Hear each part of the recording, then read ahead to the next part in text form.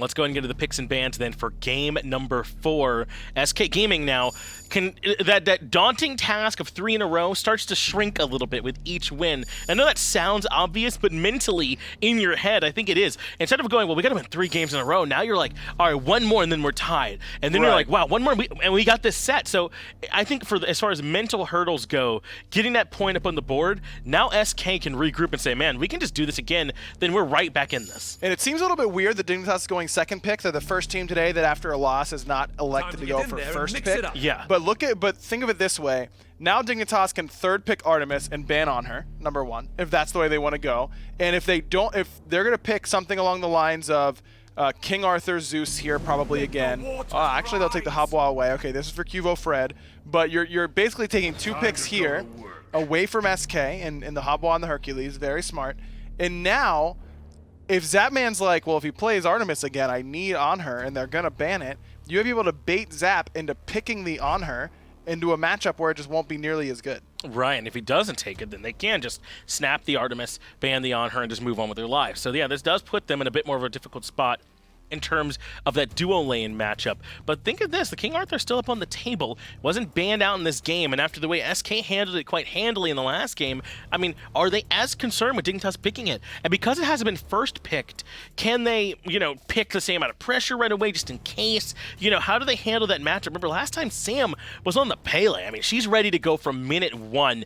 Is that the same kind of area that SK are going to go back to? Because now what Dignitas have basically done is just give them less information. They've made it harder for SK to draft against them as early as they did last time. Yeah, I do think that it could be an issue here for SK, so I like this selection of the Fenrir because it's just kind of keeping in that same vein of aggressiveness in the support role. If they're going to take away Neil's Hercules, then we will take the Fenrir. And that way, if they do go for King Arthur or something like a Bellona, you can still get over there, fight quite a bit, end up camping the solo lane anyways with this Fenrir and trying to put pressure on him that way, regardless of what Sam for Soccer decides to play. So it'll be the Hachiman for Zapman. They've locked this one in already, which means that now I think Ataraxia can feel much more comfortable if he wants to go back to that Artemis like he was doing in every other game up until now without having to be under nearly as much pressure. But it's really all on them to decide if that's what they want to pick. SK have not yet picked anything for Paul. The Habwa has already been taken away for them to give to QvoFred, which functions both as a nice pick for them and as a bit of a ban. He's really liked that. He played Raijin back in game 1. Maybe that's something worth banning here if you're on Dig. Could be Raijin. Vulcan is another pretty consistent pick for Paul that I like banning here, almost more than the Raijin, just because that easy stun setup by Fenrir can lead to some big Vulcan ultimates in the mid to late game, and that's something you really have to be concerned with. I think a Raijin ban here would make a lot of sense. I also wouldn't mind an Erlong Shen ban, because that would be a lot of CC that Qvo has to worry about, and you can get chased down pretty easily between Fenrir, Achilles, and an Erlong Shen. Something like that might be a pretty good ban from this position. I don't think there's any way that Paul's taking Hachiman into mid, so you're pretty safe to start banning out stuff from the mage tab. Now, while we're waiting on the lock in this last pick, Ryan, how easy is it to bounce back from a loss like that when maybe it was so... Because sometimes those quick instant losses can be easier to bounce back from because it's so fast and you really were never in it and you just kind of shake it off. Yeah, I think so too. I think that I'd much rather lose a game like that than lose a 45-minute slugfest where we dance around the fire giant for 10 minutes and you just kind of... You feel like you wake up afterwards. You're like, God, what happened that game? I mean, I don't even know. Those sorts of games... It's like, wow, Zap really did hit every spear 2 ults in a row. Like, nothing I can do about that. Truly unlucky. And then you just move on with your life. I would much rather lose in that manner for sure. Yeah, much easier to just do the Zapman made worlds a meme, right? Just move on with your life, I suppose. As Raijin actually banned out by SK, as Dignitas did get that Erlong ban exactly like you were looking for. I wonder if it's going to be AMC here for Hurriwind, because no Fafnir selection on the table. That Hercules is going to be for Trixtank. But AMC does have a cripple that can shut down the Fenrir. It's early pressure. It rotates and fights well in the early game, which is something that if I'm on Dignitas, I'm looking for from this position, is the ability to rotate early and fight. It is a bit risky into the Fenrir. If you don't have your Stinger up, then you're getting brutalized to death basically every time. It's a risk-reward of that selection in the mid lane, but Hurriwind's played it a lot and looks pretty good on it. So I could see AMC being the pick for him in mid. I could also see a Giannis. I don't think he's played a whole lot of Giannis since joining this Dignitas roster. Sure. And that was really his premier pick for a long time. That could certainly be a strong one for him. It provides some much needed mobility, and even if he can time the ultimate well enough, some CC immunity to get away from this Fenrir and maybe not get picked up. If you recognize that he's in danger as the Jing Wei comes through and not the Artemis this time. SK clearly not deterred by it after the handling it was given last time, so they would have let it through. But Dignitas select the Jing Wei anyway into this matchup. Maybe just wanting some safety there for Ataraxia after all that immobility he had last time. Yeah, the worst thing is here if you're Ataraxia, right? It's such a lose-lose if you pick Artemis and you end up getting soloed again and you're like, oh no, it's begun. You know, it's not just the on her, is it? Right, you kind of you broke the seal, so to speak, on the Artemis game. So switch it up, and you shouldn't be getting soloed on Jing Wei very often, if at all. So as I mentioned at the beginning of this set, Ataraxia's been a long-time Jing Wei player. Really values that safety in those team fights, and I think that he'll do well with it. I think so too. Serqet gets locked in for I like SK Gaming. A very strong jungler in her own right. Now this one likely wasn't going over to QvoFred, not with the Cube already picked, but they're grabbing the last pick, Hell. That's probably why they picked the Serqet up, not just because she's strong, but you certainly don't want to let her get on top of this Hell and slow her down. Now, this must be then in the middle lane for Paul as well. Yep, Paul, big duel player, loves those one-on-ones. Hell, definitely a big component there in that top-tier meta, at least as far as I understand. I really like the Serqet to shut down the healing coming from Hercules. I think Trix is going to get focused out pretty heavily in this game, and the Hell cleanse so good up against Hercules and Jing Wei and gods that have slower but strong CC in the knockups. Hell can immediately cleanse those away and make it a little bit easier to run. And this makes me think AMC's even a little bit better because Stinger, again, good against Serqet. You can easily build Brawler's Beat Stick and keep it applied for an eternity against Hell. I like that pick for those reasons. I don't like Giannis here anymore because I really hate playing Giannis into compositions where I need the anti-heal. You could make the argument that Quvo can build it for you in the jungle and have that Divine Ruin anyways. But Hera's interesting. This is one way to get rid of that cleanse is by polymorphing the Hell yourself. But if you're polymorphing someone else, then Hell can cleanse them and that polymorph loses a lot of its inherent value. Right. It's a good ability. It does a decent amount of damage, has a decent range, but it's slow and its main payoff is the CC. So if you're hitting someone near Paul, but not Paul himself, then you're not going to get that much benefit from it. Hurriwind was playing a lot of this Hera a little bit earlier on, so it's certainly one is that a Hurriwind I just heard? Oh yeah, we all know his name is really Hurriwind. That was good. A comfort pick there for him, but this Hell feels like a nice insurance clause, doesn't it? For them, a team that plays so much early game, but then if they do have to go to the late game, now they have this Hell who can often just win games by herself. Aggro really quick, one word, Dignitas or SK? Dignitas. Dignitas here to grab this one in 4. Let's find out though from the actual casters themselves. Tom and Taco, take it away. What the hell? Thanks, bud. Listen, Ace, calm down. I think the Hell mid is going to be an interesting look. We've got the healer. She's not buffed yet. We just saw patch notes where Hell's going to get some buffs. But I've been saying for a while, I think Hell mid is workable in the right comp. And Taco, this seems to be the right comp. What if it's Neil Hell, Fenrir mid? Stop that. In a world I'm only of saying chaos, stop that because it's not going to be the case. I mean, that's NeilMah. It could be the case. There's no way it's the case, though, because there's a Serqet there, too. So Neil has to play the Serqet, right? Neil's going to be on the Serqet, almost undoubtedly. I do think we're going to see. Hell mid is where I think she belongs. We will see it right away out of the gate. The Book of Thoth Rush. Tom and Taco on the cast. Doug, of course, on the 1s and 2s. And our analysts on the desk breaking things down for you. John Finch and Ryan Aggression Bailey. SK Gaming bring us to a game 4. Dignitas looks strong. They're the best team in the league, says the standings. And SK Gaming really trying to make a mark. It's not Neil Serqet, though. It is Neil on the Fenrir instead.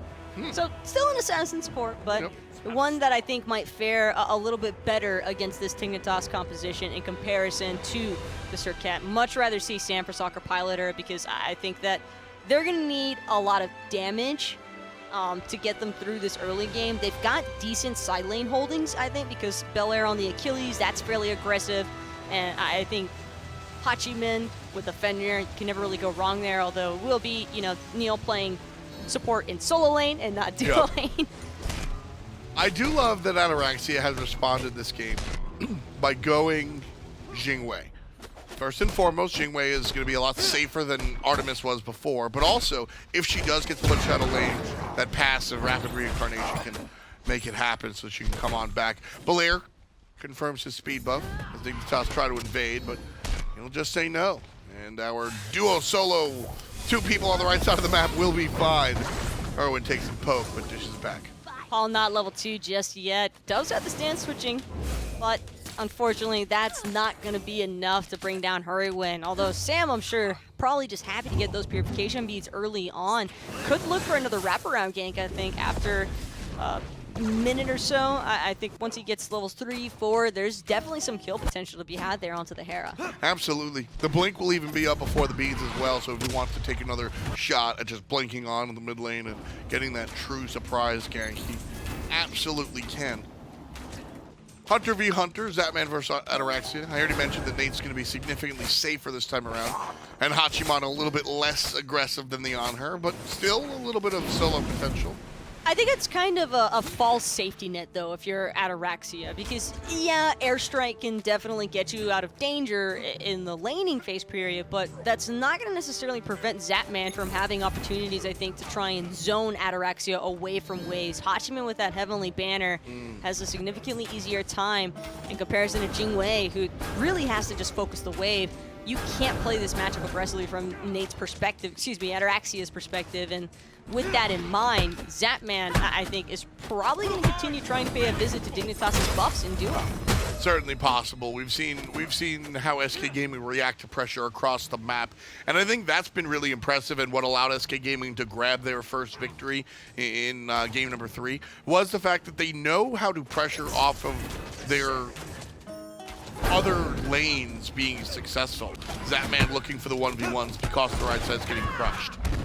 Belair, though, under fire right now. Variety and Trixtank trying to give him a taste of their own medicine and could be successful, but the autos just aren't enough. And Variety gonna have to wait until Belair's next attempt to leave the tower line. Sam, though, on top of those buff respawn timers, he has to be, I think, with how aggressive Trix is trying to play right now. The blink forward and no beads. The taunt's good. The damage isn't there. Knockup was strong and puts Paul onto the tower. Serqet gets there first. Trixtank shows up and Sam's gonna walk away, driving strike on cooldown. So not enough damage there just yet. Qvo just saved Hurriwind's life with that water spout, with both Paul and Sam having been moving forward at the same time. Oh, Ataraxia. Again. Gotta be careful. No mounted archery, though, to finish the job this time around, so Zapman will be forced to back off. But that purple buff did just respawn. Zap's probably bound to have called it out to Sam as well. Not sure if he's going to attempt to contest. NeilMah's going to contest. Look at this. Surprise! The blue buff goes to the support and Variety. Frustrated. Look at the snarl as Belair shows up as well. Body block's not as strong as he would have liked. Variety stunned under the tower, dashes away from the stun out of the doggo. He'll be good one more time. Probably got a little concern there that if he took that chunk of damage from the Unchained, might put him into kill threshold for the Fatal Strike. Variety just looks incredibly disgruntled. This can't have been a fun I would be too, set. though, if I was him. All set. This entire set. He's like, okay, so SK Gaming, you're going to focus me in one game. In another game. In another game. Please leave me alone. Poor Variety. He's never been this popular. Everybody hanging out in his lane. Well, you don't want to be this popular in SMITE. You want everybody away from your lane usually, and Trixtank trying to help alleviate some of the pressure, but NeilMah just going to force that Hercules to take a different pathway. And Fenrir Achilles versus Hercules Bellona, this could honestly go either way. It's a little bit of a coin flip. I think it mostly just depends on who gets the better ability jump start. Whoever can deal the most damage from the get-go, it's typically going to be the one that wins that trade. But I think the most important part here for SK is that they're just trying to remind Dignitas, you can't look at Zapman. Pay attention to this instead. And that's built up that way. Zap's going to zone out Ataraxia again. Worth noting, Nate actually has a little bit of a lead. That's thanks to rapid reincarnation. He's going to farm these back camps. But Zapman's evening it up by trying to zone him away from the rest of the waves and the farm in his own lane. So So Zapman certainly succeeding on the micro scale there. Could be trouble for Variety if he's not careful. Belair seems like he wants to go in. Sam for Soccer gonna avoid the Earthbreaker from Trixtank, but that can't have felt too comfortable. Hurriwind did use the beads in the process, however, though, so that's definitely worth it. Oh, here's the ultimate on NeilMah. Escaped under the tower was Variety, so no chase just there, but it gives breathing room to the solo lane Belair as well one more time. This game just feels so uneasy right Yes. now. SK are just constantly whittling away into Dignitas, and it's almost like it's a matter of time now before somebody winds up dying here, because even though SK have had some good aggressive moments, Dignitas has had some instances where I've thought that someone from SK was going to end up dying first. And that's kind of what you got to be thinking about. You got to be kind of figuring out where you got to play prediction. But it's things like that, like many little misses, Yep. where it's not truly a miss as much as it is NeilMah dodging with the Brutalize Yep. to avoid the driving strike, but it does leave you feeling quite unsettled from a player's perspective, because you never know what's going to happen next already. And especially with the nature of competitive, something that looks like it's just a cooldown burnout to avoid damage. Oh, the up down! That's going to avoid the damage. Variety. Just showing off. And that's the reason why SK Gaming have paid so much attention to the solo lane. Because Variety just is that good of a player. And he is going to do things like that over and over again. But look at the ward positioning switch-ups as well for Dignitas. They've got 3 of these bad boys to try and stop SK from just camping the soul out of Variety. Sam's here, Neil's here. They're both on closed circuit TV. Trixtank knows it. Ooh, Belair with a nice dodge. Ultimate on to Trixtank. Both delivered to the jungle and the solo. Stunned again, pushed back. Trixtank will be sent to the fountain. First blood. Run SK. We don't need Variety. We'll take the other support instead. Trixtank, good intentions, but wrong neighborhood. The road to hell is paved with good intentions, Taco. Variety could just wind up. I don't know if he's going to hell. I'm not here to judge him morality-wise. I don't really know what he does outside of the game of SMITE, but as far as the set is concerned, he definitely might just die a little bit too often, so maybe he'll wind up in the afterlife. But SK Gaming right now, working to send Variety somewhere based on your own beliefs. Did I just hear a disclaimer alert from, like, an ad? What?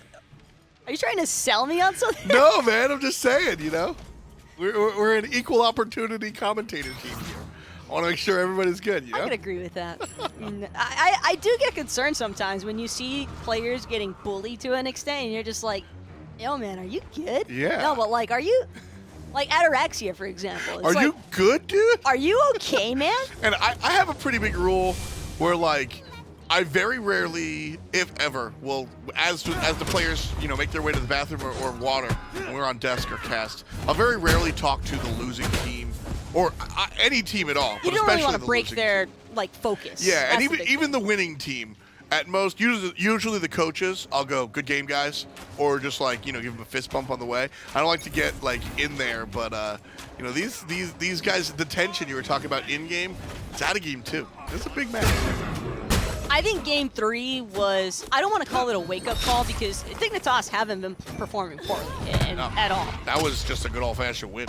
That was just a whipping from Oh, SK yeah. onto Dignitas. They just came through and into that game, and Zap said, I'm going to pretend like, you know, the year is 2014, 13, like you mentioned, and we're just going to beat somebody up in the dual lane, and SK just managed to kind of destroy everybody across the map. Hurriwind right now under fire one more time.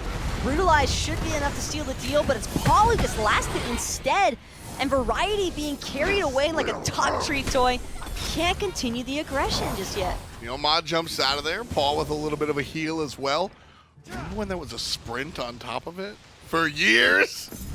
Hell, not that robust, but still certainly worth writing home about. Belair looking for the steal, and Variety will show up. Shield fashion it do not matter. Belair picks it up one more time. Zigzag's good. Ambush puts Sam in a bad spot. Belair misses this time.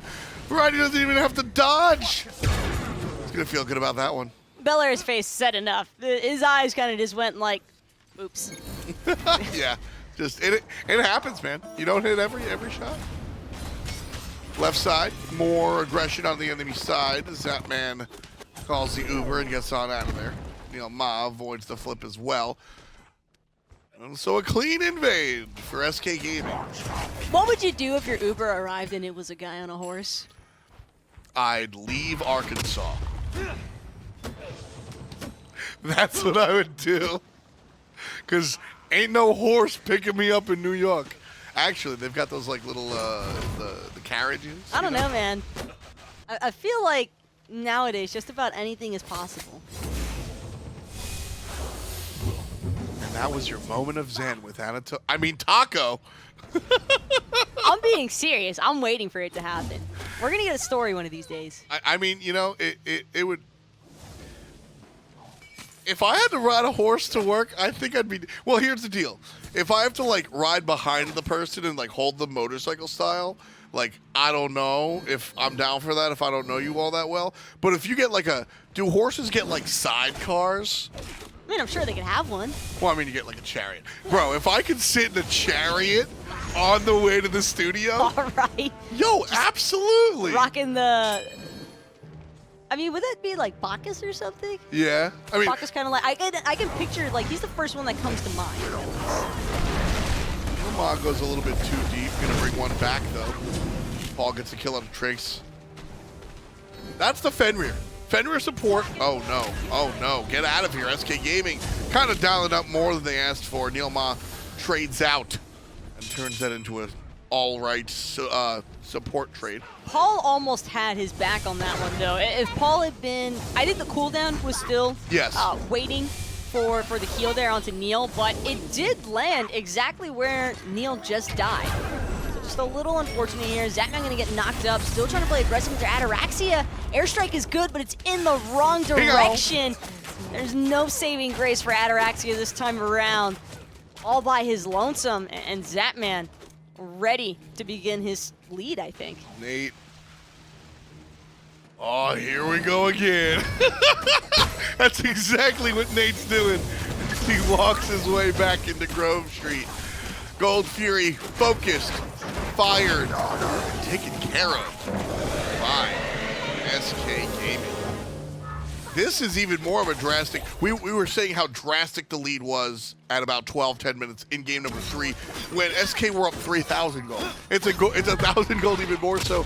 The 1v1 hasn't been as detrimental in the Hunter lane, right? This was like a 5-level lead. And it's not the same, but the gold disparity is certainly real. This is a 4,500 gold lead at 14 minutes. This is certainly another game where SK Gaming are looking to get out ahead early. You think SK were really just like powering up for games 1 and 2, and now like games 3 and 4, they're just like, all right, we can play SMITE now. Well, they have that Mercedes AMG technology where that's like VTEC for rich people. So the car goes faster once it hits like 5 RPM or whatever. That's what happened.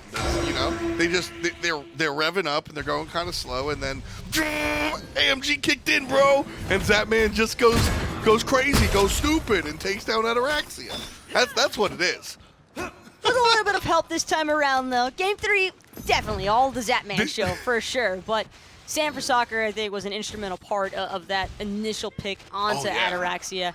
And the pressure has remained as well, right on top of Variety's buff. It just feels like this map is so controlled right now by SK. Zapman's in the solo lane. And he's doing the dirty work on top of Variety. 3 levels the solo laner's senior. Because the solo lane isn't really the solo lane anymore. But our Hunter has been doing work. Zapman 1-0-1. You mentioned other people have contributed more so this game. And I'm looking, you mentioned Sam, I'm mentioning Neil. Neil has been pivotal.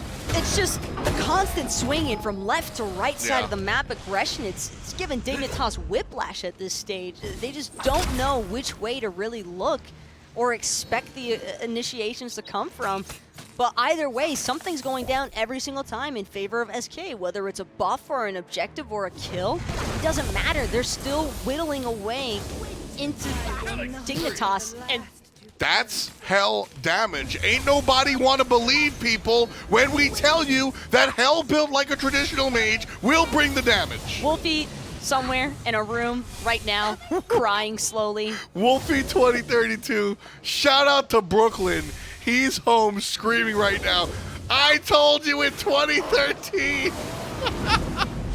NeilMah gonna get punished here by QvoFred, but Paul tanking the tower so his compatriot can make it through. Tier 1 in the mid lane likely to fall. Zapman versus Ataraxia on the left side. Lane probably a little bit safer than last time around.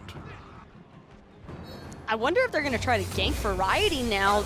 He's being pinged out. Yeah. Sam's going to be the first one to arrive, and Variety might not understand the level of trouble he's actually in right now. Beautiful. Sam's going to entertain the bludgeon damage for a moment, but backup has finally arrived, up, down, into the center of 4 people. Variety knows he's toast there. He's just trying to find a kill.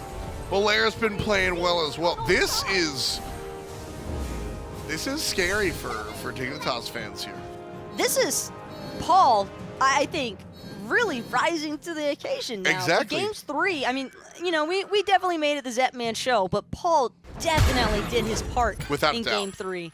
And now here again in game 4, this hell is already just swinging. And this was the missing piece, and again, there's still plenty of SMITE to be played. Even if SK Gaming win this game, they still have to win a third to take the set. So there's a lot of SMITE to be played. I'm not writing it off just yet. But this was the missing piece. SK Gaming looked like a strong team in the early weeks of phase number 1. We're here in week number 8.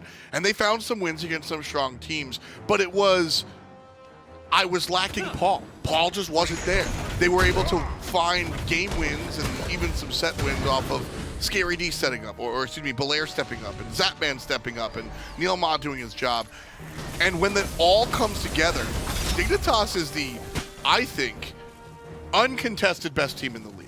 They are a step above number 2, and SK Gaming are approaching them like equals, and I think it's because all 5 members are performing in this set, and that's huge for SK. Got to fire off on all cylinders if you want things to pan out in your favor, and SK Gaming are certainly doing just that. Or at least, you know, for the start of Game 4, they've definitely managed to keep the ball rolling, and Dignitas just not really many opportunities to try and punch back just yet. If they approach, I think that they just lose the sustain battle because of Paul. They have to bring down Paul first, but how do you get to Paul? And this is also what's been happening all the time. SK Gaming come out of nowhere, dropped out on 2 players. Belair a little bit in trouble, Ataraxia gonna fly over, and Trixtank gonna toss a nice big boulder. SK Gaming take a bad fight. Zapman looking to play. Oh yeah, get out of there, Zap. He's on a warn. He's in trouble. Knocked up, and Dignitas will have to walk away. But that's the type of play that SK Gaming, Dignitas like to know what's going on, make a plan, play very kind of strategic, and SK Gaming are just like, surprise, there's 4 of us in the mid lane, and we've been seeing that in the solo lane, in the carry lane, time and time again, and I think that's been important for SK Gaming. Dignitas haven't been able to like get set, and that bothers them. Well, SK also couldn't fight continuously into that Cursed Donk. Now that that cooldown is happening for that Relic, SK feeling confident enough to pull his Oni Fury. Variety, though, sitting behind Zapman. Oni Fury going to be leashed for the moment, but NeilMah and Belair still wanting to go in. Sam's healthy and has a Magi's bubble as well. Belair's a little bit low. Sam over the back line looking for the carries. Belair uses the ultimate to get out. QvoFred gets him anyway. Zapman takes care of Variety. Over the wall, Ataraxia goes. A TKO for sure. 2 players left on the battlefield in Dignitas jerseys. QvoFred down south and Trixtank right in the middle. QvoFred getting pinged out as he searches for safety, but the Oni Fury fight has been won. SK Gaming, 6,000 gold up, will take the Oni. But the speed buff for Sam has been stolen away by Qvo. Sam's going to spot him out just a moment too late, and Qvo gets the small victory, but the war for the Oni Fury is what really matters here, and Dignitas this gold lead is only getting worse. And when the itemization is in the favor of the team with a direct hard healer composition, Yeah. that's where it gets painful because base sieging feels so tough to fight into. I love this build path from Paul. So I've said time and time again that if you're going to play Hell, you've got to play mage power. You don't build, we so often see purple boots or cooldown boots into breastplate of valor, and you need power to make these heals worthwhile. And also you see how ridiculous the damage can be when you've got power. That said, a lot of times when you see these mages that get focused, they do go one item. Mantle of Discord is kind of perfect here. People are going to surround Paul, try to kill the Hell, and then all get stunned, and that lines everybody up to get just AoE shot by SK Gaming, who admittedly don't have a lot of AoE damage, but between Zapman and Sam, I think if you collapse on the Hell and get stunned mantle-wise, you're probably in a lot of trouble. Paul's definitely going for a slight utility build here with the Hell. I think he mostly just wants to make sure that he survives, because if he lives, so does the rest of SK very likely. And I think that this is a good way to approach Dignitas right now, because if they're already struggling to just try and even match the damage output between themselves and SK because of the fact that their carries are behind, it's only going to get worse when SK also has this infinite source of healing. It seems like there's so much mana for Paul that he's really stacked on top of himself as well. And I think he did it purely with the intention of the fact that he just wants to be able to spam his abilities. Exactly. That's the idea. You're playing Hell. You heal, you cleanse, and also you deal damage. More access. Yes, please. Pyromancer goes to SK Gaming. That pushes their lead to about 8,300. Dignitas will get credit for a tier 1 tower on the left-hand side. And that'll send Serqet over here to make sure Ataraxia can't get a tier 2. Sam doesn't walk over ward, but gets pinged. So Ataraxia falls back. The tower is saved. 22 minutes in, SK Gaming with a commanding lead here in our best of 5. Pretty sure Hurriwind spotted out Sam's pathway and let his hunter know, hey, Ataraxia, you might have somebody incoming within the next couple of seconds or so. Just back off, save yourself some trouble. But the rest of SK, meanwhile, they're kind of free to just soft group and push up the waves. I think that's mostly what SK has been doing a lot of times, which is why they've been able to get the jump over Dignitas so often. They push up a wave, and then when somebody from Dignitas goes to shove it back in their favor, that's when SK pulls the trigger. NeilMah, level 14, going in on a level 17. Solo later, a little bit ambitious. Fire Giant started at 23-22. It will lure Dignitas into a bad spot. SK Gaming looking to take advantage. And a bad ultimate by NeilMah means that a lot of the tools here that SK brought to the battlefield won't be available. Fire Giant still focused. Ataraxia not here. Tier 2 goes down. Dignitas kind of winning this trade at the moment. SK need this fight. Big stun coming out from the support and a big kill coming out from the jungler. Ataraxia not pushing the Phoenix. Will back to base as the team fight rages on. Ataraxia has some minions. Will keep going on the Phoenix. NeilMah still avoiding variety. 2 players back to base, and that'll chase Ataraxia out. But the right side damage, not even done there. Honestly, a big threat by Dignitas. Well played by Dignitas.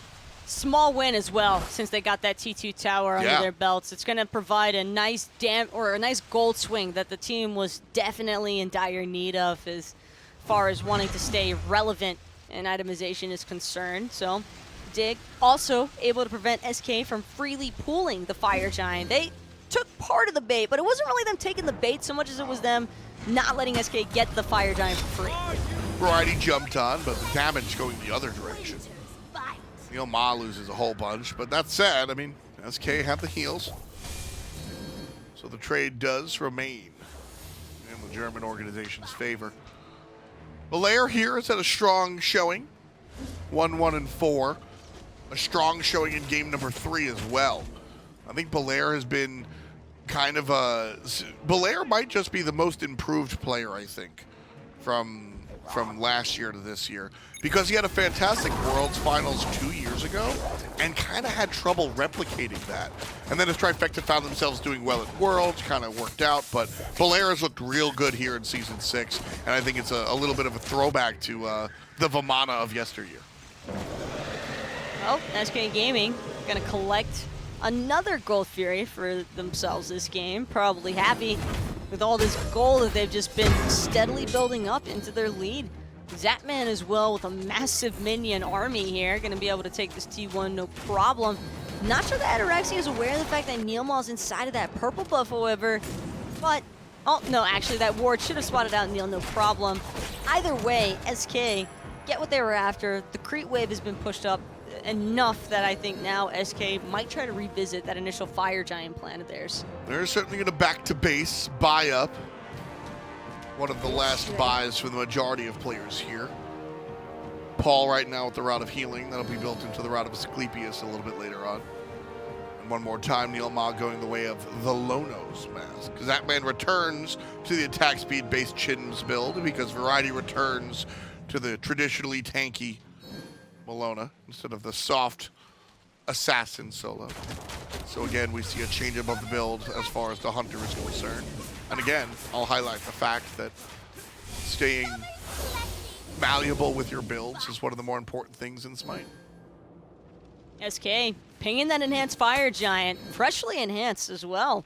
And with no vision on it, Dignitas spotting it out though. Trixtank gonna be the first one to let his team know, hey, they're trying to do it again, but Ataraxia this time I think gonna be looking to join the fight instead of just opting for the split push. Ward vision is a part of every competitive game, but as we moved into our best of fives, we talked about how we'd see little individual metas of these sets develop.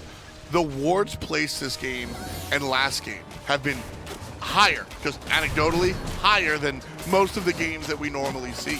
The vision is so important to these two teams right now because of the nature of these compositions. SK are perfectly, or Dignitas, excuse me, are perfectly content to give up that Pyromancer, and I agree. I think the ward vision has just been so strongly in SK's favor because Dignitas can't really afford to try and clear out the wards. There's so many different options for initiation here from SK that Dignitas are just trying to be a little bit more responsive. Right side still a focus. The wave will be pushed. 1,500 gold if SK take care of this tower. Oof. And they will be getting their 1,500 gold community chest. QvoFred spotted by Serqet. Sam for soccer. Careful. Blinks away from the knockup. That's a big boy play. The ultimate's going to be good. Sam gets hit by Evo ult. Here's help from the rest of SK Gaming. Knockup's already on cooldown. So is Crushing Wave. And Paul puts SK Gaming into double digits. That's all that Sam wanted. The purification beats for QvoFred. T2 tower on the right-hand side's already been taken, and Dignitas didn't even feel comfortable contesting that right side T2 when they had all 5 members up and running. So this T2 in mid is going to be no different, and the map is just continuously being opened up by SK. If Dig want to contest this next Fire Giant pool Look at attempt. Sam to the wall. Can't find it. Tier 2 is going to go in the pockets of SK Gaming, though, and that puts them well over 10,000. Almost to 15K at this point. I think we were both expecting something else to happen there. Yeah. With the way that SK have been playing these past couple of matches, but either way, all the T2s are gone now, and Dignitas, like I was saying, if they want to contest the next Fire Giant, what they're going to have to do is it's going to have to be an all-in committal. It can't be something that you do half-heartedly or that you're like, oh, well, maybe we shouldn't try to fight here because SK will run you down. Fantastic gameplay out of SK Gaming. They've just, this is how they've wanted to play from the beginning of the season. And just when they're able to combine and play like this, it's impressive. And again, I keep stressing, if you've listened to either me stream or me talk here or Esports Weekly, creativity is very important right now. If you just play the meta picks, whatever that means, because everything's meta right now, you kind of find yourself in trouble. With that said, keep playing Achilles. I'm not saying, don't do that. But just a little bit. They pick Achilles, arguably the most meta character, and then go hell mid. and a Fenrir support from 5 weeks ago. So it's a little bit creative and a little bit meta, and it's just enough of their own identity. And all of these coming together with some solid strategy as well, that's what's putting SK Gaming in the driver's seat here. Just a big old understanding. Well, now Dignitas, they're trying to figure out, I think, a way to respond, but problem here is that every single time it looks like an engagement is going to be favorable, SK, they know when to peel off. It's when that cursed Ankh gets procced. One big thing, though, to note is that Variety has finished upgrading this Ankh, so the next team fight could be a little bit more problematic for SK. I love that SK Gaming prioritized the Primal and the Oni Fury. There are a lot of teams that, and as free as that is, there are still a lot of teams that would group up and look elsewhere. But the Primal Fury, 7% every time you kill it, and it stacks up to 3 times. As far as, that makes the Fire Giant easier to kill. And the reason we see 50-minute games is because the Fire Giant's too hard to kill. So SK Gaming kind of taking priority, or excuse me, prioritizing this this jungle boss is a big deal. We'll see if it helps them out later on. SK don't even want to let Dignitas confirm their own jungle boss. NeilMah going to jump in onto Variety, and Variety going to Eagles rally away, but Neil just wasn't able to find the bite. He struggled all game with this Fenrir bite. Yeah, he struggled with the Fenrir bite, and that looked like a weird communication call. In and out, in and out. SK couldn't figure out if they want commit or not commit, commit or not commit, and so because of that, SK lose that opportunity. They'll shift over to the right side, start looking for the FG. Dignitas, though, without Variety's Eagles rally, are going to be even more hesitant, I feel, to try and go in here. They need those protections against this hell. Paul has been putting in work, and what's even worse still is the fact that we haven't even mentioned Paul's cleanses. He has cleansed a lot of good CC that Dignitas could have possibly utilized for other picks. Right now, I don't think they care about losing the Pyromancer. They're going to try to take it if they can, but they won't be upset if it goes down for SK. What matters is always going to be this enhanced Fire Giant, and Dignitas are not willing to budge on this. Variety's just getting tooled around here by Sam for Soccer. It's going to be Variety jumping away. Prince on top of NeilMah, who also gets lifted. There's the side. Sam looking on the right side of Ataraxia. Belair is there as well. The whole team collapses on top of Trixtank. 5-on-4 power play here for SK Gaming. Sam for Soccer is relatively low, but it do not matter. Paul's going to make sure he's not low for long. And SK Gaming will collapse one more time around the Fire Giant and likely look for the big boy.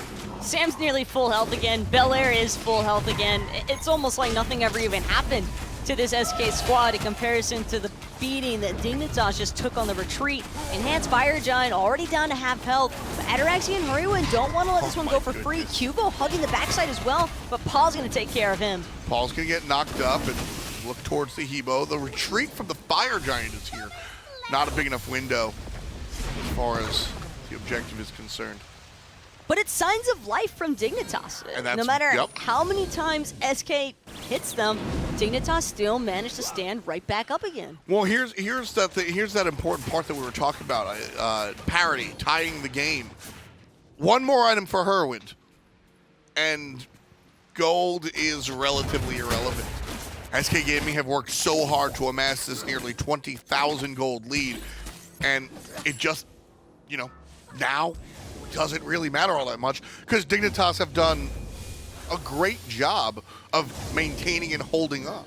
I think it stopped being about the gold and experience leads a while ago, though. This started feeling more and more like, is SK's composition just better than ours? Yeah. I think that is the question that oftentimes pros will start looking at, and it's tough too not to weigh in those factors when you're trying to stay level-headed in these types of matches. Dignitas, for what it's worth, have done a way better job than I think most teams would have handled this type of pressure. Without a doubt. I mean, there's a reason Dignitas are up at the top. There's a reason that they won the majority of their earlier games. As I said, until somebody proves me otherwise, Dignitas is just a better team than number 2. They're not grouped together like I think 2 through 5 is. 2, 3, 4, 5, very similar. But Dignitas kind of a step ahead, and SK Gaming taking it to them today. I think that's a really, really big deal. So, my question to you then is, if you think that Dig is just undoubtedly number 1, and like outside of just the standings, Sure. if SK beat them in this set, like say hypothetically they win this game and then they go on and win the next one, is Dig still that number 1 team in your eyes? So the distance between 1 and 2 is smaller than I think it seems, but I do think they're a car length ahead. If SK win here, I think that SK are at the very top of that 2 through 5, and we'll see how the rest of the season goes. But as far as their approach to the game, SK Gaming looking great. As far as how much they've improved in the first 8 weeks of the season, the black and white, well, the navy. SK Gaming certainly looking strong. I feel like for me, there's like 5 teams that I can't really determine who's where. Yeah, it's tough. Everything is so tough. The game seems so easy for SK, though. Hurriwind uses the Aegis and shields away. Belair will be the first one to die. NeilMah relatively low, and this is Dignitas' chance. Variety jumps forward, peels Paul back, and the heals aren't good enough this time, mid laner. Kill number 4 for Dignitas. QvoFred puts down the mid laner, and Dignitas opened the door just a little bit. Patience is a virtue, and patience certainly paid off for Dignitas this time around. SK just went a little bit too deep into Dig's jungle, and Belair got swarmed for it. Yeah. Neil just got stuck waiting for so long. He was trying to wait out the duration of the Purification Beads cleanse that Hurriwind had activated during that Aegis, and it just was not... It was too much time for Neil, and not enough time for SK to continue the collapse. Ooh, Dignitas are going to get this enhanced fire giant. SK Gaming not even trying to defend. No desire. NeilMah shows up, and that's about it. Zap will get a gold Fury. Okay, that's cool, I guess. SK Gaming, though, 37 minutes in. Had control of this game. Dignitas now have the lead. Stop looking at gold. They've got the fire giant. They've got the map pressure as well. Tier 2 on the right side goes down. Dignitas are looking for the plays, baby. They're trying to make this a 3-1. SK still has some breathing room, though.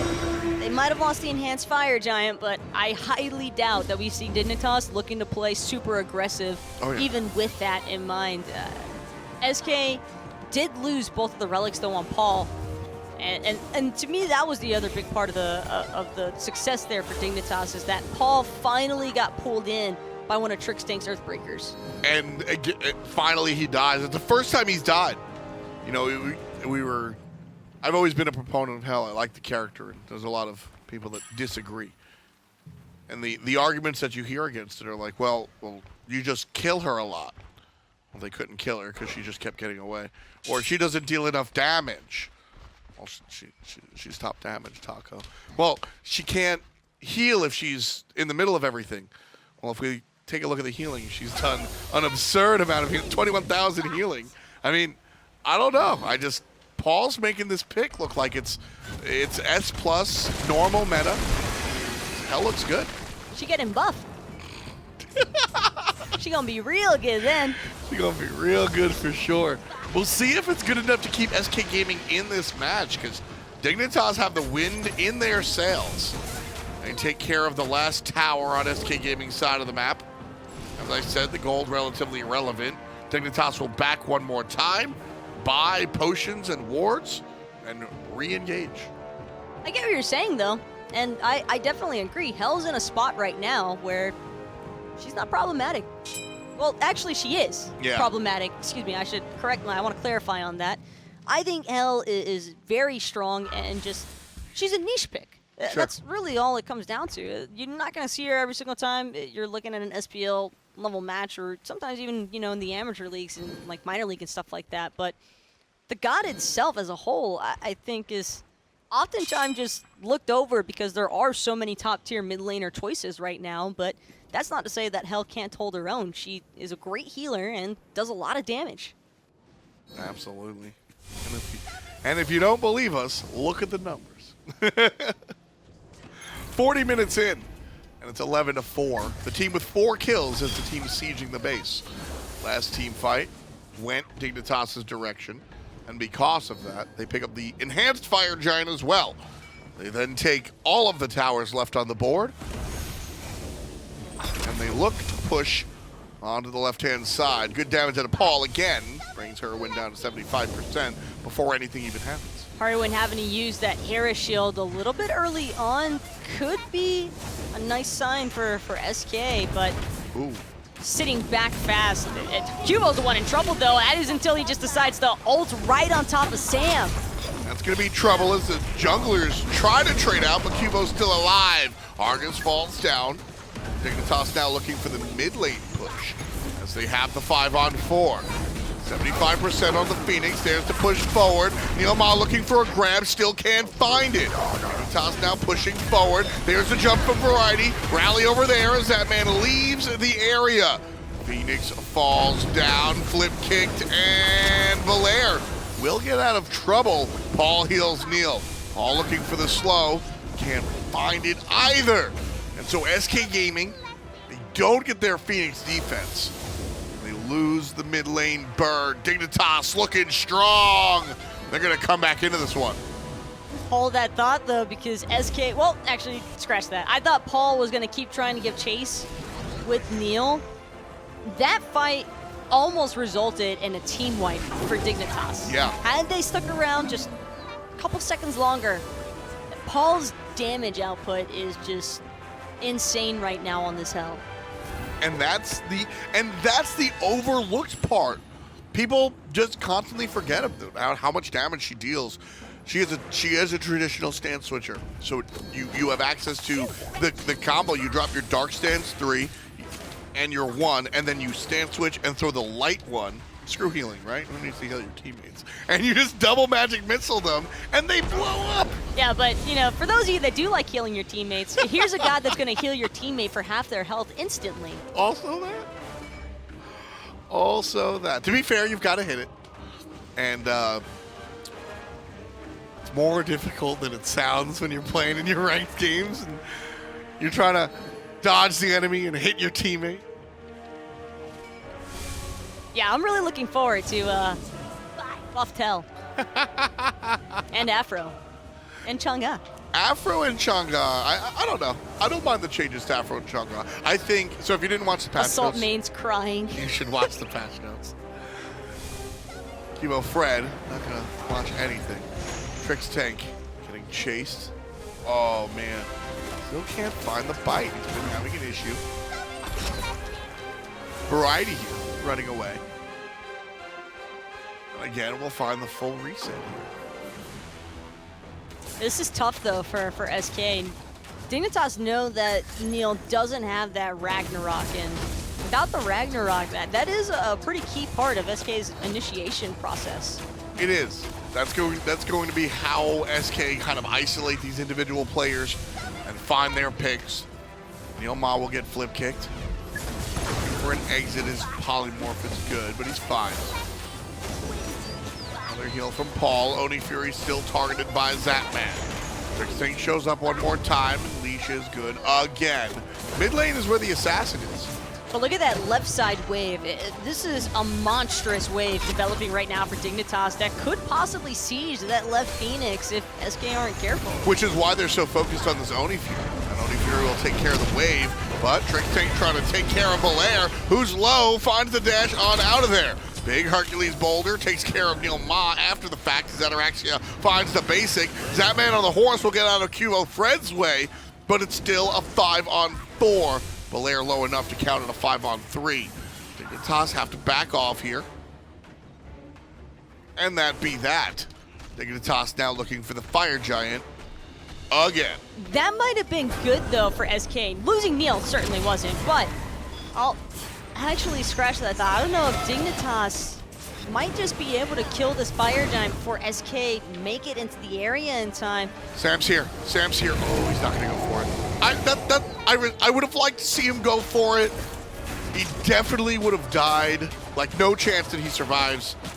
I think the respawn timers are just too long at this point for Sam to want to risk it. Yeah. Because SK needs Sam. Neil can die, and SK can afford to still hold on with the single frontliner from Belair, but Sam's damage and control is necessary right now as a threat versus Dignitas. You can't let Hurriwind realize that he has a freebie backline to work around in. Otherwise, he just sits there free casting the entire time. And Yeah. I thought that because Dignitas used that upgraded Cursed Ankh, it would be a good move for SK to try and contest the Fire Giant, because that's their best team fight when that Cursed Ankh is down. But Dignitas was a little bit too quick at shredding that objective. And this one just keeps continuing to rise. I mean, SK were in control for so long, and I can't help but wonder if that instance near Dignitas' speed buff is coming back to haunt them now. It absolutely is. You know, we looked at one of the plays that Variety made in the early game, and single play, seemingly unconnected to anything, can change the world. The butterfly effect. Something happening in the just left side of the map can impact the right side of the map, and something happening 20 minutes ago could be the reason why we find ourselves here.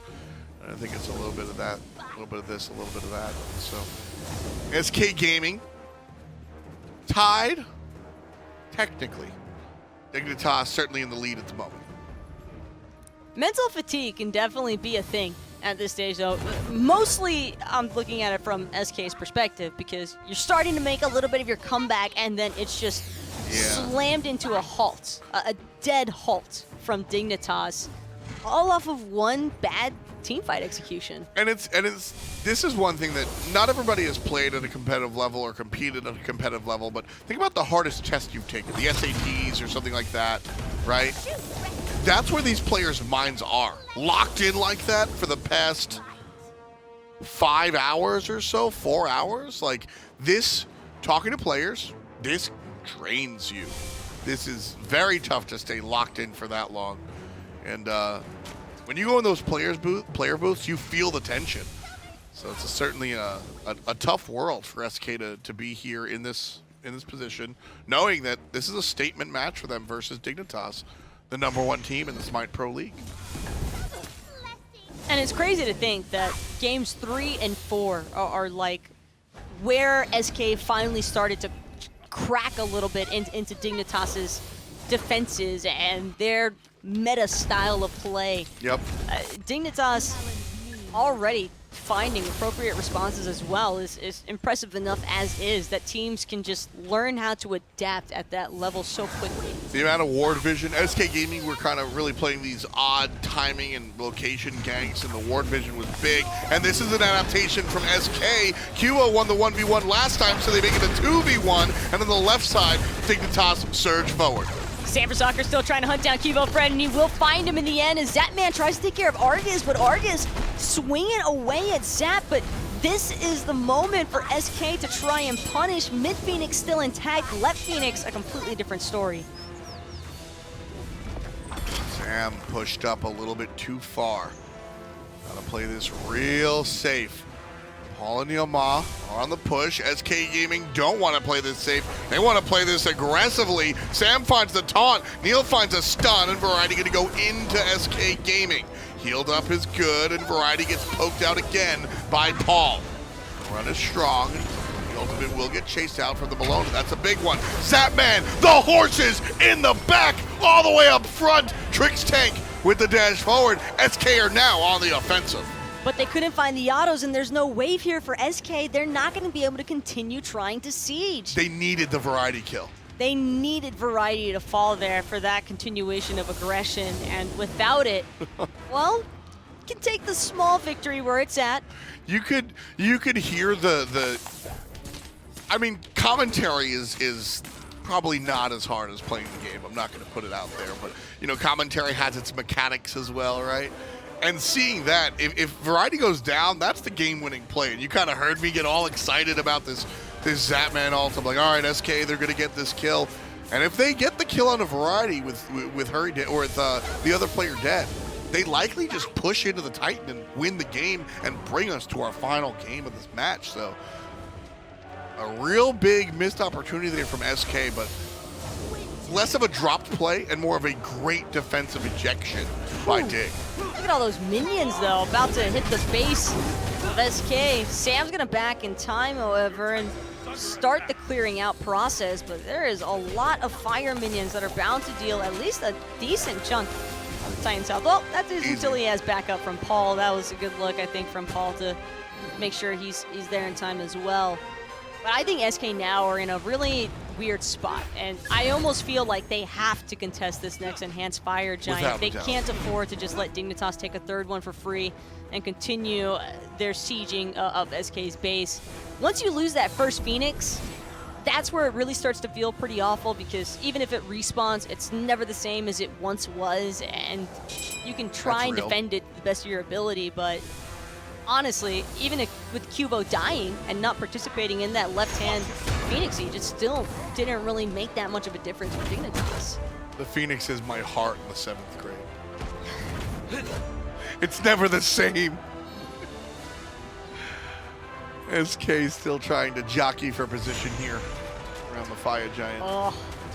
Sam's going to walk over the ward. He thinks he's safe, but he's walking right over the ward. Ataraxia and Variety see him up north. Trixtank sees everybody else down south. Once again, Dignitas walk away from the FG. SK Gaming is a 4-on-5. Sam's not here. Someone has to clear the base. That's the problem. SK are going to fall back. They're not willing to really chance this against Dignitas. They can't afford to. Their Titan can't eat that much damage. Not at all, and that's what NeilMah is doing here, knowing that the Enhanced Fire Giant is such a big deal. He's just going to keep pushing up. That left bird is about to respawn. The Odysseus bow is doing big boy work.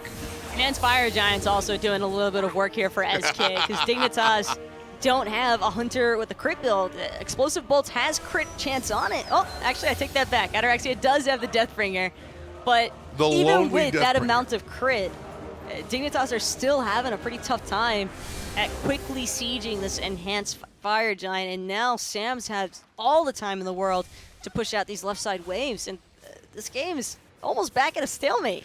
Yeah, again, like I said, this has been a very SK Gaming. Let's take a look at the tail of the tape, the graphs, please, if you will. And 39 minutes, 40 minutes of this game was SK saying, we're better than you, we'll see you in game 5. And Dignitas, again, I said it before, there's a reason they're #1. They just took control. They started winning team fights, they started taking objectives, they took a Fire Giant, and they eradicated all of the structures on the side of SK Gaming. And since then, SK largely looking down the barrel of a gun. Dignitas had been doing a great job of keeping it offensive. But SK Gaming, after a strong defensive set on the left side of the map, kind of brings us back to parity now that the Phoenix has respawned as well. You brought up that it's not the same, and it certainly isn't, but SK don't have to worry about the fire minions anymore, and you can see Dignitas' difference in their approach. NeilMah trying to find that Ragnarok onto anybody with all 4 members of Dignitas grouped around him. He's going to come up with nothing. All-out retreat from SK. Another heal. Dignitas trying to look for Sam, who's split on the left side. Good ward. SK will be aware of it and immediately get rid of it. And that's our little thing of this set. Just ward vision everywhere. So many wards placed in this match. I will go out on a limb and say we've seen the most ward. We will see the most wards in this match placed in our 8 weeks at the end of it. I'll go so far to say that. There has been a ton of wards this game. It's been absurd. There's been so many. I mean, there was one point, we had like 3 wards at Variety's solo lane at like minute 7, and it's like, that's just what SK does. And Dignitas needed to do that, because SK was largely winning off of their surprise ganks and surprise interactions. Can't surprise me. Bring me honor. Just non-stop letting between these two teams, trying to figure out who's going to get the better end of pool. I think we all know Neil's not going to solo this bad boy by himself. What are you talking about? He got howling, seething howl, wolf howl, seething howl, vengeful assault. SK Gaming, again, as soon as this left Phoenix respawned, they've been aggro all over again. QvoFred caught by himself will eat the Serqet ult. Not large enough for SK to do anything off of the back, but QvoFred will have to back to base. Quvo also having to opt for a much more defensive-based build with the Havois this time. I think we saw him with much more damage focus in previous, but can't really afford to do that against such a heavy dive comp from SK. It's been tough. Dignitas looking at the enhanced fire giant now. Yeah, you thought. Well, they're looking at it. I'm correct. They're looking at it. They attack it a little bit and back off. It's a little cold. Not gonna lie. Well, I'm wearing like 17 layers right now. You're not. You want to trade, actually? I like that shirt. No, I like this shirt too. This is one of my favorite shirts, actually. I didn't tag you in it, but I made fun of you a lot on Twitter. Like, I memed you. You're not the first. And then I memed you again. Yeah, but I fake laughed at your bad joke, so that one was kind of reasonable. You're so sweet. I appreciate you. Aggro doesn't fake laugh for me anymore. He used to, but now he doesn't. Did something happen between you two? I think it's just, you know, it's been a long time at this point. And, you know, you just settle into a routine. So. You know, there's places you guys can go to talk about that. Counseling options. We talked to Finch. He just I don't gets know mad. if that's your counseling option. We talked to Finch. We talk to Finch and Hindu every Wednesday, actually, and you can check out the Green Room podcast anywhere you find your own podcasts. Oh yeah, the one that you guys are still waiting for the guest feature Gremlin Taco to leave my cave. Oh man, no, we don't watch. Trust me, I wouldn't leave my house anyway. One of these Wednesdays we'll get you to stick around. But no, we've got a team fight to watch here.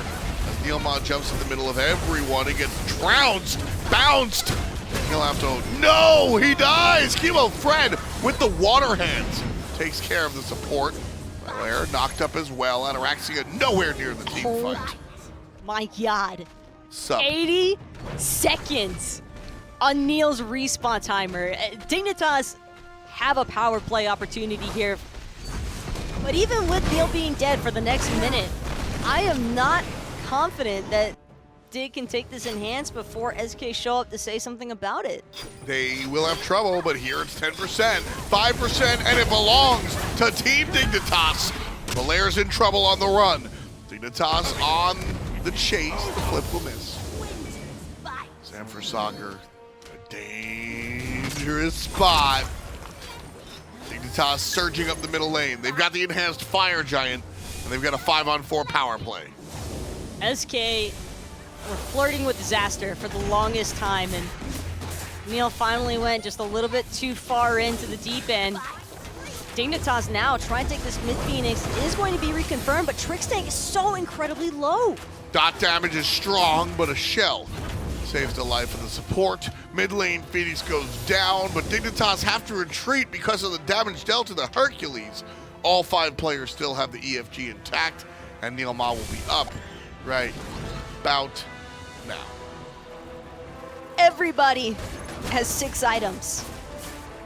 I wouldn't be surprised if some of these carries are on their 3rd or 4th 3K power pot even. Yeah, this has been a doozy, a slobber knocker, a barn burner for all you Bart fans out there. But this stopped being about the Phoenixes, and it's now about finding a single pick even. When you have 80-second plus respawn timers in a given match, Dignitas only need 1 or 2 of those realistically to close things out, and SK have got to know it. Neil, I understand that he has to be the initiator as a support, but I think it might be time for SK to kind of take the backseat and let Dignitas push into them, because Neil keeps jumping in and having a lot of issues with that Ragnarok, I think. I want a little bit of a meet in between, because if Dignitas all out engage, Hurriwind and Trix are just gonna make mincemeat out of whoever they look at, and QvoFred just has to hit people twice. It's an hour into the game. He's a Hebo. So SK Gaming, I don't want to see Fenrir jump all in by himself anymore, but a little bit of an in between. Play the dance. And I like this defense mix-up as well. The 3 shoved over here into the mid lane. That's how they have to be. Paul's got enough AoE spread, though, of his abilities that I think it's reasonable. And Variety doesn't want to leave QvoFred all alone because last time that happened, SK made sure to clean him up for it. That was the adaptation that Dig made, was that they put 2 people here, Variety and Cubo, in order to make that change. The rest of Dig here on the left-hand side, Ataraxia, Trixtank, and Hurriwind will try and push left. Cubo and Variety trying to push mid. Paul and Sam are here. Belair playing free safety. NeilMah and Zapman under the left tower. There's the jump in from NeilMah, gets her for a stun. There's the damage after the fact. This is kind of the in-between. We asked for it. Problem is, Dignitas looking stronger here. The tower's under control. Nice shot from NeilMah, isolating Trixtank. The team's gonna jump up on top, but he's a little too tanky, Taco. Sam for Soccer gets Hurriwind. It's a 5-on-4. And all of Dignitas is starting to fall apart as SK Saming is ripping them at the seams. QvoFred on the run now with Trixtank, 3 members already dead from Dignitas. SK Gaming are just going forward. 82, 76, 80 on Variety, Hurriwind, and Ataraxia respectively. SK Gaming, left side lane. Sam for Soccer healed up, was at 20%, now 20% from full. 2 players on D. SK Gaming are gonna push up left side. They're gonna get a red buff for their carry. Mid lane, no Phoenixes are exposed. Taco, do they have enough time? They need to because the Titan is under attack. Their Titan is dying. I think somebody needs to defend, honestly, but they're looking for Cubo instead. If they kill Cubo, that could very well be game. They get Cubo, but the minions, okay. We see Belair's a back backing. from Achilles. Trixtank is going to be in trouble here. How tanky is he? Very. Not tanky enough. There's the full-out deicide. Game 5. And in 62 minutes of play, SK Gaming will, the #1 SMITE Pro League team, to a game number 5. I am in disbelief. They had every single odd against them right there at the very end, and well, I can't say every single one. That might be an exaggeration, but it felt like a battle of will for SK after a certain point in time, and I think it was really right around that 40-minute mark. It's just we've already come this far. We're not going to let this go just yet, but now that momentum swing, this is tough for Dignitas. This was perhaps the most telling game, I would say. Looking at some of the other wins, a team is able to kind of take advantage of Dig and it spirals out of control. But so many times we've seen Dignitas kind of come back into it and go, all right, listen, you got some picks on our solo laner, but 40 minutes in, we just Dignitas out, take you down. Dignitas did that. And for SK to answer one more time, they beat Dignitas twice in this game. And I think that was really impressive. That was, like I said, it felt like a battle of willpower for SK right there, up until the very end even, and they knew what they were up to. Chasing down QvoFred, I think, was the correct call there. I was getting really concerned because they were spending so much time, and I can only imagine what their team comps might have even sounded like at the moment, but I love the way that they kept it together there, and I think this all comes back to what Neil said to us, where he was like, it's about just staying calm. Yeah. Staying calm for game 5. Let's break it down on the desk. Well, all the Sharks are Zapman, and we got ourselves a Game 5 coming your way. Can you believe it, man? When did I say that? Months ago at this point? It's yeah, not like even a relevant reference anymore. Yeah, back in 1999. Yeah, it's been that kind of set here. A 63-minute nearly slugfest. You see these two teams, and slugfest is the wrong word, by the way, because there were 20 kills or something like that in an hour. So, I mean, just incredible that they hang on. And really, it's incredible that Dignitas hung on, because SK were the ones out in front by like 8,000 gold back at the beginning of the game, if you can remember back in AD when that game just began. But if you come back to now, then they were the ones on the back foot for quite a while as Dig were trying to re-siege and just couldn't get it. Yeah, it felt like a 62-minute leaky faucet more than a slugfest. It was just the kills, like pulling teeth almost at times. But look, that's what Hell brings. I mean, Hell brings games just like that. Yeah. And Hell wants to get it to that point. Maybe not that late, but those later game situations, a great defense by SK on the left side Phoenix, where Sam's continued pressure on the back line was really felt. So we talk about Serqet falling off in the mid to late game. How about 62 minutes in, making a huge play, finding Hurriwind in the back line? Neil finds priority targets finally with that Fenrir ultimate. It was a bit of a struggle for him at times this game, but overall, SK have got to be feeling good. They forced a game 5, and Dignitas is going to be mentally tired. Maybe, but this is where Dignitas is used to going with their games, right? Maybe there's a chance that SK are the ones who aren't quite prepared for a set that's lasted, this many hours long. But they've got to be gassed, right? They've got to be thinking, man, we're almost lost, we're almost done, and now we have a chance to be the first ones to take down Dignitas and put a dent on that perfect record. This is where you dig deep, man. This is where you find critical points that no one else has been able to get, that Rival couldn't get, that Knights couldn't get. This is a critical game for them, man, that they come together and find a way to get this win. Yeah, I'll peel back the curtain a bit here, Finch. Normally, I'm really excited when I look at the schedule and I get a chance to cast a Dignitas game. I love watching them play. I think the way they play the map is really interesting, and I really like it. And as the season has gone on, I have been increasingly excited to get a chance to just watch the games instead of having to cast them, because 35 minutes minimum. Yes, that is a day. quick game for Dignitas, it feels like, and there's always that chance that it's going to be a 62-minute game, it feels like, with this squad. They are very, very comfortable taking it to the late stage, and I'm surprised at how well SK was able to keep up in those moments. But how can you talk about anybody, basically, but Paul in the way that he played in this one? Sam as well. Sam's gold per minute, to stay at 543 gold per minute through that long of a game is absolutely absurd. But Paul, 41k damage, 43k healing, and 32 wards placed. That's big plays. Yeah, that's right. They talked a lot about how this is the most warded game ever. We might have to move from gold per minute to gold per hour, though, with that said, right? How much did they get throughout that entire phase? But it feels so hard to try and break a game that's 63 minutes down into numbers. You know what I mean? It just, so many things have to go a certain way or wrong or right for it to even get to this point where they're battling back from multiple Phoenixes down and fighting at Fire Giants. And you could tell SK were hungry for it. How many times when they were defended that they pushed all the way out? They had another push that wasn't successful. They chased them all the way back to that left side Phoenix and were looking for anyone to hang a little bit too far behind and find some picks. Yeah, that was, a half hour ago or so? It feels like you heard FDOT say they've beaten Dignitas twice in this game. Sure. That's kind of what happened.